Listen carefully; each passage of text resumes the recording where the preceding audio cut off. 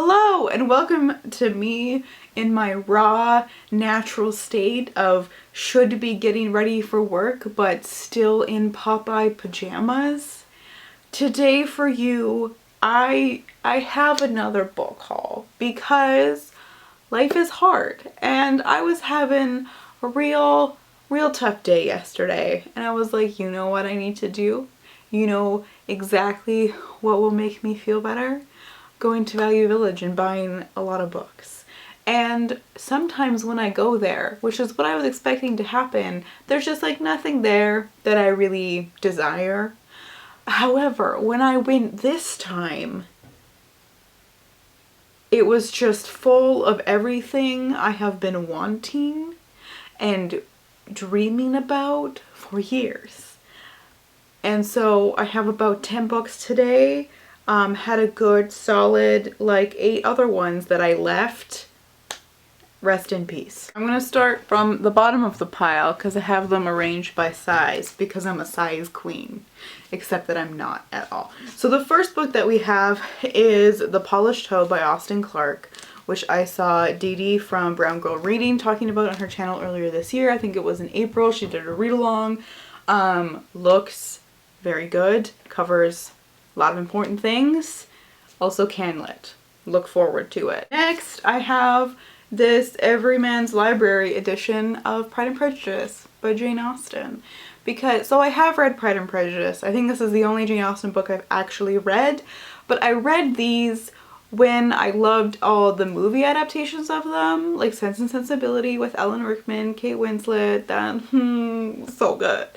But this before I was like young enough to not realize that these were like satirical and they were saying specific things about society at the time, and so I just thought it was kind of boring. But now I've like realized it's this other thing from, you know, watching other people talk about it on YouTube. So now I'm like, maybe I'll give it a try. But I mean, I have read this one already, so it can just go on my shelf right away, you know? Then we have probably one of the most exciting finds of like secondhand shopping, thrift store, book scene that I have found, and that is Zammy, A New Spelling of My Name by Audre Lorde. Oh my god, I haven't actually read Audre Lorde yet. This is not a good angle. And I feel like this will be a good place of hers to start because I just happened to find it. I feel like it was kind of meant to be. Let me know if you think this is not a good place to start with Audre Lorde's work. Next we have queer historical fiction because we have, what is it? The Little Stranger by Sarah Waters. I have not yet read Sarah Waters, okay? And we're getting there. We're here. We have arrived. I liked the edition. I like it a lot because I've seen a lot of Sarah Waters books. I don't like it. So I like this one. I don't know if this is a particularly loved book of hers. I'll have to rewatch Mercedes' video. Definitely want to read Fingersmith as well, but this is what we got right now. And this one is set, it's like post-World War II. It's supposed to be like psychological thriller kind of stuff going on. So here we are. Then I also found Wide Sargasso Sea by Jean Rhys. Oh my god, this book has been on my list forever since I heard people talking about it on BookTube. I don't even remember who it was, probably a lot of people, because this is like a very well-known, highly regarded book. I love Jane Eyre, and I read it when I was like 16 or something, 15, 16, and I loved it so much because it was the first classic that I ever connected with, because like I said, didn't like Jane Austen. So I'm happy to complicate it, you know? So I think I'm going to reread Jane Eyre and then I'm going to read this one after and then maybe talk about it in a video. Who knows? And then we found a book that I am so excited because I feel like it just needs to be in my life right now. I feel like it's exactly what I need, and that is Everyone Hanging Out Without Me and Other Concerns by Mindy Kaling.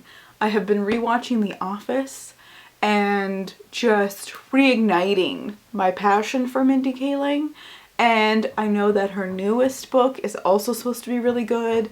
So I'm just gonna read them both. I'm gonna have a great time. Be happy for me. To get more into CanLit, we have by Alice Munro, The Love of a Good Woman. I have been needing to read Alice Munro for like a really long time. Because Jason always champions her, and so does most of the general public, like globally. And just the day before, I was listening to a Writers and Company, which is a CBC podcast, which is interviews with writers, with Alice Munro because it was her 85th birthday, the beginning of July. And she's amazing, and she talked about this book as well as many others. So I am very, very excited for it. More CanLit, you're welcome. This is February by Lisa Moore. I've been wanting this book, again, forever, since I first saw it when it came out in paperback in bookstores, which was like, what, 2000? Who knows? It was like 2009, but I don't know, whatever. This book is East Coast CanLit, which is my fucking shit. And it's about their... An oil rig on the coast of Newfoundland sinks, everyone dies, and it is about one of the widowers of the people on board. And yet another book that I have been wanting and yearning for quite a while is The Dinner by Herman Koch. I speak German, not Dutch.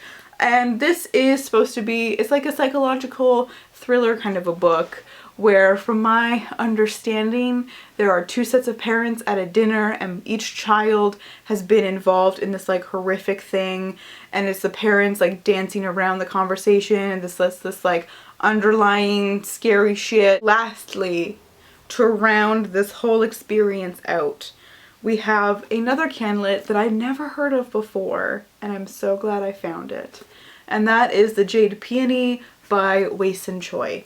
And this book, I just zeroed in on it. And that is because this is my color scheme. Like, this is the same color as my room, if you cannot tell.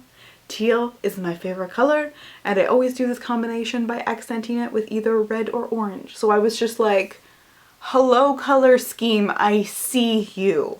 But this book is set in the 1930s, 1940s, Vancouver, Chinatown, and it follows a family of children that are from an immigrant family as they deal with like post-war Canada, all the shit going on there, as well as being neither Chinese, not being Canadian either.